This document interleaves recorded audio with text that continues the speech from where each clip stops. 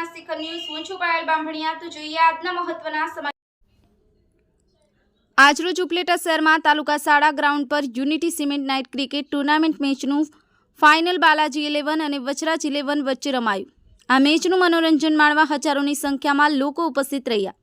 બાલાજી પ્રથમ બેટિંગ કરતા 88 રન બનાવ્યા હતા। જીત માટે વચરાજ 11ને 89 રનનું લક્ષ્ય આપ્યું હતું, પણ બાલાજીના બોલર સામે બેટ્સમેનનો બલો ના હાલતા 63 રન જ બનાવી હારનો સામનો કરવો પડ્યો અને બાલાજી ટીમ વિજય પ્રાપ્ત કરી પોતાની ટીમના સર્વ ખેલાડી આભાર માન્યો અને આયોજકોની પણ પ્રશંસા કરી।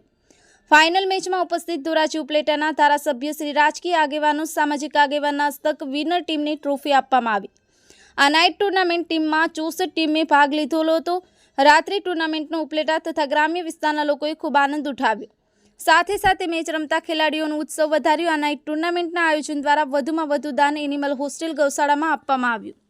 આસિફ ખોકર, સત્યના શિખર ન્યૂઝ, રમેશ સત્યની સાથે।